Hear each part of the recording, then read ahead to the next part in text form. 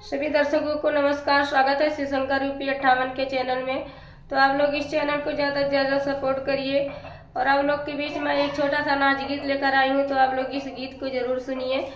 और गीत कैसा लगेगा आप लोग कमेंट में जरूर बताइएगा। गीत अच्छा लगेगा तो आप लोग लाइक शेयर सब्सक्राइब जरूर करिएगा। चलिए सुनाते हैं आप लोगों को।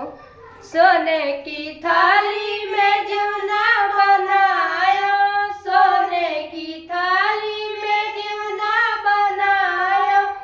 अरे जमुना न जेव कट जमुनिया तर खड़ी, ननदी बीर न तोर नचनिया मोर नजरिए में गड़ी। ननदी बीर न तोर नचनिया मोर नजरिए में गड़ी।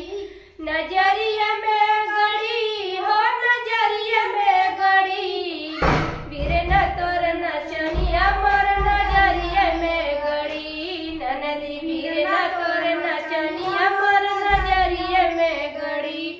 झझरे गेड़ुआ गंगा जल पानी, झझरे गेड़ुआ गंगा जल पानी।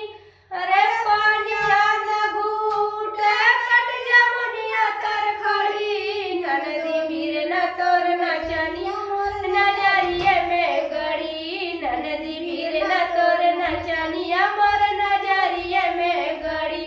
नजरिए में गड़ी हो नजरिए में गड़ी, ननदी बीर न तोर नचनिया मोर नजरिए में गड़ी। ननदी बीर न तोर नचनिया मोर नजरिए में गड़ी।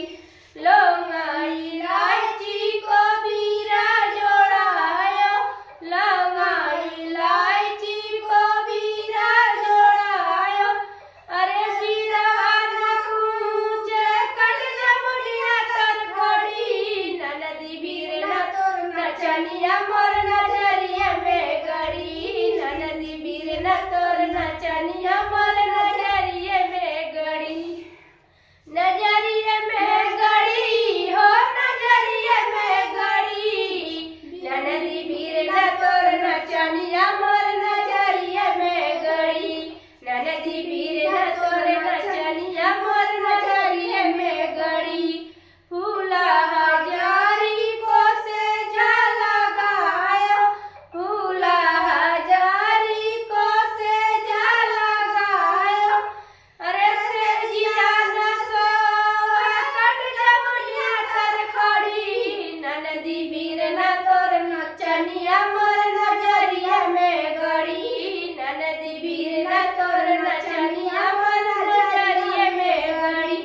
नजरिए में गड़ी हो नजरिए में गड़ी, ननदी बीर न तोर नचनिया मोर नजरिए में गड़ी। ननदी बीर न तोर नचनिया मोर